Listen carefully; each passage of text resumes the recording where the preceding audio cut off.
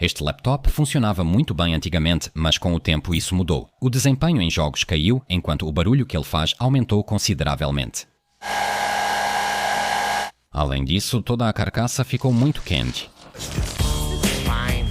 Se você tem um problema parecido com um notebook intermediário, netbook ou até mesmo um monstro gamer super equipado, este vídeo vai ser mais útil para você do que tudo o que você já tentou até agora. Vou ensinar como limpar o sistema de refrigeração, proteger corretamente e aplicar metal líquido para reduzir as temperaturas do processador e da GPU. Em alguns casos, até 20% ou 30 graus. Uau! E temperaturas mais baixas não só vão deixar o funcionamento das ventoinhas muito mais silencioso, mas também podem aumentar o desempenho do seu notebook para níveis que ele nunca tinha alcançado antes. Porque a pasta térmica original, ou mesmo uma pasta comum trocada depois, simplesmente não permitia isso. Então sente-se confortavelmente e vamos começar. Este vídeo é possível graças ao apoio da GVG Mall, grande loja de chaves para jogos de PC, Xbox, PlayStation e Google Play, onde você encontra de tudo, desde cartões presente da Steam até softwares como Office ou Windows. Se você ainda está sofrendo com aquela mensagem irritante lembrando da necessidade de ativação, então acesse agora o link que está na descrição. Você receberá a chave em minutos e só precisa colá-la nas configurações de ativação. Isso legaliza seu sistema e permite atualizar para o Windows 11 sem problemas. O pacote Office você ativa e vincula à sua conta de forma igualmente simples, e com o código TMHD você recebe um desconto extra de 20% que em algumas promoções e datas comemorativas pode chegar a 30%. Acesse o site e economize agora.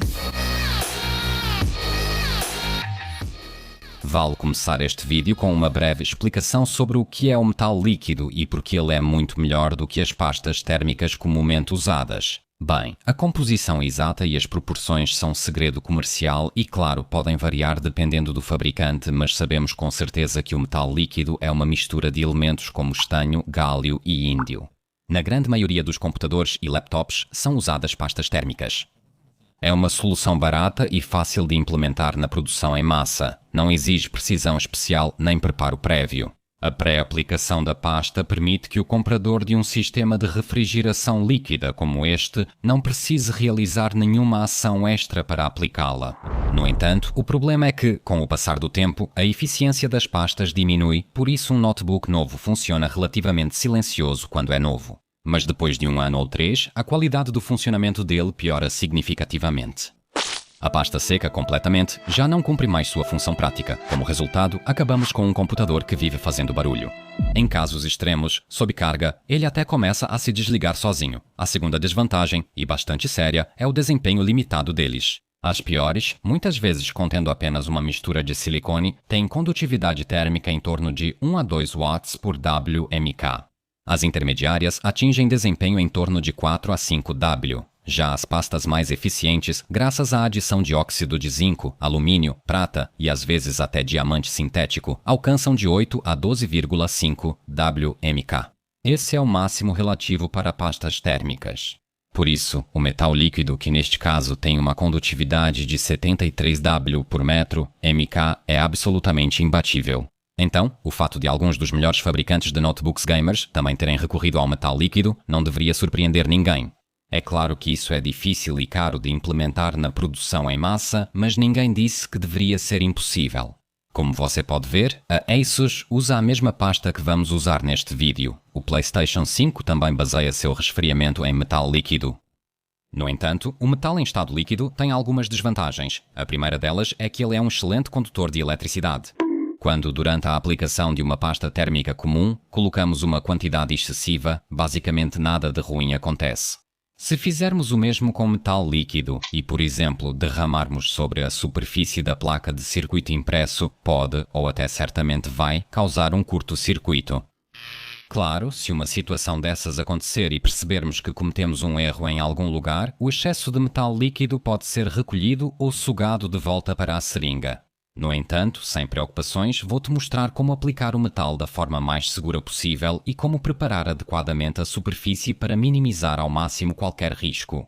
Muitos têm receio de usar metal líquido também, porque entre ele e alguns metais ocorre uma reação indesejada. Isso é verdade, é claro, mas não é um assunto proibido. Basta lembrar apenas desses 3 pontos. A primeira delas é que não usamos metal líquido com alumínio, ou seja, com aqueles dissipadores normalmente mais baratos e mais fracos. O metal líquido corrói o alumínio, algo que queremos evitar. Já com cobre, seu uso é totalmente seguro. Seguro, embora nesse caso ocorra uma leve corrosão eletroquímica superficial devido à presença de diferentes potenciais. O gálio no metal líquido possui potencial negativo e o cobre positivo. Assim, o gálio migra em direção ao cobre, o que, digamos assim, seca suavemente o produto que aplicamos. No entanto, isso não é motivo para preocupação. Sempre vale a pena monitorar as temperaturas e, se após algumas semanas ou até alguns meses após a primeira aplicação notarmos uma queda no desempenho, basta reaplicar o metal líquido na superfície, o que irá restabelecer a composição ideal dos elementos. O terceiro tipo de superfície que encontrarão são as niqueladas. Elas são mais comumente encontradas em blocos de refrigeração líquida, mas também nas superfícies do IHS, ou seja, nas tampas que cobrem tanto os processadores da Intel quanto da AMD. O uso de metal líquido aqui é totalmente seguro, não ocorre nenhuma reação significativa. A única coisa é que, após um contato prolongado, pode-se notar uma leve descoloração, mas na maioria dos casos ela pode ser removida com acetona. O mais importante é que essa descoloração não afeta o desempenho, é apenas uma questão estética. Então a questão é muito simples, nunca usamos metal líquido com alumínio, jamais. Mas com superfícies niqueladas e também com cobre, aí sim, sem problemas. Só que, no caso do cobre, pode ser necessário reaplicar o metal líquido na superfície, o que na verdade é muito fácil de fazer novamente. Eu sei, entendi o conceito. Agora que entendemos com o que lidamos, é hora de iniciar o procedimento. Para isso, precisamos do metal líquido e de alguns elementos extras. O álcool isopropílico vai ajudar a amolecer e remover a pasta térmica antiga e ressecada da superfície. O verniz, junto com a fita isolante, vai servir para proteger as áreas ao redor do processador e do chip gráfico contra um possível vazamento de metal líquido. Se você estiver fazendo esse procedimento em um notebook, embora nem sempre seja obrigatório, é recomendada também a troca dos termopads. Calma, não entre em pânico. Tudo isso está nos comentários fixados e na descrição. Isso economiza seu tempo, pois os links levam direto ao comparador de preços. Então, o que você precisar, você vai comprar onde for mais barato e mais conveniente para você. Se você ainda não está desmontando seu laptop antes de começar essa tarefa, vale a pena consultar o manual do seu modelo específico. Após remover a tampa, localize a bateria e desconecte seu cabo da placa-mãe. Em alguns laptops, acessar o sistema de refrigeração é fácil, pois fica logo abaixo da tampa. Em outros, isso pode ser um procedimento complicado, então lembre-se de que a pressa é sua inimiga e a cautela é sua amiga. Depois de passar por essa etapa, remova o excesso de poeira acumulada do ventilador e sopre-o com ar comprimido. Alternativamente, limpe-o com o bico apropriado, mas lembre-se de não deixar o ventilador girar livremente, pois isso pode danificá-lo. Basta segurar delicadamente as hélices com o dedo. Agora, afrouxe os parafusos do sistema de refrigeração, começando pelo último número e seguindo até o primeiro. Em seguida, desparafuse-os completamente. Algumas pastas térmicas podem grudar o dissipador ao processador. Em vez de puxar de uma vez, faça um movimento giratório suave para soltar a pasta e levante o sistema de refrigeração com cuidado, especialmente o radiador. Ou os radiadores que ficam entre o ventilador e a saída de ar do gabinete, não force, apenas encontre o ângulo certo para retirar tudo delicadamente. Aqui novamente você pode encontrar muita poeira acumulada, então remova-a com cuidado e tome cuidado para não entortar as aletas. Recomendo limpar primeiro os heat pipes removidos a seco usando um papel toalha. O papel higiênico tende a se desfazer e rasgar, então não é a melhor escolha.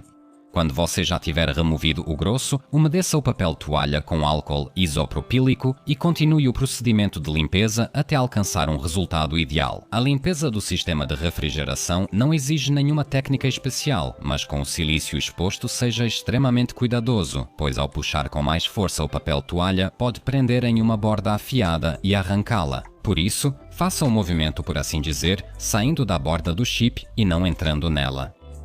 O próximo passo é proteger a superfície contra um possível vazamento de metal. Para isso, aplicamos a primeira camada de verniz e esperamos cerca de 30 minutos para que ela endureça. Na descrição, vou deixar um link para o verniz da marca Thermal Greasy, que foi criado exatamente para esse propósito, suporta altas temperaturas e não vai danificar a placa PCB. No entanto, eu vou usar outro verniz, transparente, mas já testado, próprio para endurecimento de unhas. Depois que a primeira camada secar, vale a pena aplicar uma segunda e também esperar mais 20 minutos para ela secar. Em teoria, só isso já deveria ser suficiente, mas se você quiser jogar pelo seguro, uma camada física extra também não vai fazer mal. Então, protegemos os pontos críticos com fita isolante. O link para uma fita especial, com maior tolerância a altas temperaturas, você também encontra na descrição abaixo deste vídeo. Mas antes de decidir por essa proteção extra, certifique-se de que adicionar mais uma camada no núcleo, mesmo que seja tão fina quanto a fita isolante, não vai diminuir a pressão do dissipador sobre a superfície do núcleo, de onde queremos retirar o calor. Ainda falando sobre os preparativos, o próximo passo, que é opcional, é marcar na superfície do dissipador de calor os limites para espalhar o metal líquido depois. Para isso, podemos usar qualquer fita isolante que já tenhamos, ou ainda melhor, fita crepe. Depois de preparar e proteger tudo, limpe novamente a superfície com álcool isopropílico, pois durante esse tempo podem ter-se acumulado partículas de poeira ou gordura dos nossos dedos. E aqui preciso dizer que os panos fornecidos pela Thermal Greasy não são ideais, pois deixam muitos fiapos para trás. Eles estão embebidos com o álcool correto e podem ser usados, mas depois limpe a superfície mais uma vez com um papel toalha limpo para que nada fique no núcleo. Vamos então ao ponto principal e não esprema o metal líquido diretamente sobre a superfície do processador, isso pode acabar muito mal. Coloque uma pequena quantidade dele em um pires limpo ou, melhor ainda, diretamente no cotonete que vem junto no kit. Se colocar metal líquido em excesso, é possível retirá-lo com a seringa. Aplicar metal líquido no processador ou dissipador pode causar preocupação no início, mas não se preocupe. É apenas a tensão superficial que faz com que um seja repelido pelo outro, mas o atrito prolongado quebra essa barreira. Esfregamos até obter o efeito desejado tanto na superfície de silício quanto no dissipador de calor. A pergunta mais comum é sobre a quantidade de metal que devemos usar, mas basta seguir uma regra muito importante. Ouça-me com muita atenção. Você não aplica o metal líquido como se fosse uma camada de, por exemplo, geleia em uma fatia de pão. Você só precisa espalhá-lo como se fosse giz em um quadro negro escolar. Quando uma película fina já tiver sido espalhada por todas as superfícies, remova a fita que delimita a área do dissipador, se é que você a colocou, e instale o sistema de refrigeração, lembrando-se de apertar os parafusos, desta vez seguindo a numeração indicada ao lado deles. Em seguida, conecte a bateria, coloque a tampa e ligue o aparelho. Após cada desconexão da bateria, o processo pode demorar um pouco mais do que o normal, mas isso é normal. Para saber se o procedimento trouxe benefícios, fiz alguns testes. Sobrecarregar o processador com o programa Processador Burner prova que os benefícios de trocar a pasta térmica por metal líquido são reais e mensuráveis. 6,4 graus pode não ser nada chocante, mas o que esse laptop não mostra é a velocidade de rotação dos ventiladores, e aqui vocês vão ter que acreditar em mim, mas eles estavam funcionando de forma muito mais silenciosa. No entanto, preste atenção ao fato de que a pasta térmica usada anteriormente aqui é uma das melhores. Os dados foram coletados com a pasta térmica nova e após limpeza total dos ventiladores, filtros e dissipadores. Pelo gráfico, vocês podem notar que também inclui nos valores medidos a quantidade de energia consumida pelo processador, que é representada pela barra azul. Esse valor, expresso em watts, tem uma relação direta com o desempenho do processador. Quanto maior ele for, melhor. Simplificando, uma maior quantidade de energia fornecida permite manter uma frequência mais alta, e uma frequência mais alta significa mais poder de processamento, ou seja, um computador mais rápido e mais quadros por segundo nos jogos. Mas é isso, para que o firmware permita que o processador consuma mais energia, a temperatura dele precisa ser mais baixa. Caso contrário, ele poderia ser danificado, por isso, esses dois valores estão conectados e devemos considerá-los como um par. Embora nem todo mundo force o processador a 100% o tempo todo. Ligar o computador, carregar a área de trabalho e todos os programas de inicialização automática, além dos navegadores de internet, leva no máximo 1 minuto em um laptop relativamente novo. Além disso, para a maioria de vocês, o desempenho do processador é mais importante justamente nesses intervalos mais curtos, por exemplo, quando estamos carregando um jogo. Por isso, o próximo conjunto de gráficos representa perfeitamente como o computador se comporta sob esse tipo de carga. No primeiro minuto, quando o boost do processador é mantido em torno de 40 watts, revela-se a vantagem esmagadora proporcionada pelo metal líquido. Com a pasta térmica, a temperatura chega perto de 78 graus Celsius. Após aplicar o metal líquido no mesmo teste, no mesmo momento e nas mesmas condições de teste, temos apenas 61,4 graus, ou seja, uma temperatura 16,5 graus mais baixa. É inegavelmente uma diferença enorme. Eu sei, são muitos gráficos, mas gosto de criar materiais que nos dão uma visão completa da situação. E como na realidade poucas pessoas decidem deixar os ventiladores do notebook no modo turbo o tempo todo, já vou mostrar para vocês os resultados complementados com o perfil equilibrado dos ventiladores, aquele com o qual vocês provavelmente convivem no dia a dia. Acho os valores registrados muito interessantes e, após analisá-los, podem surgir teorias importantes.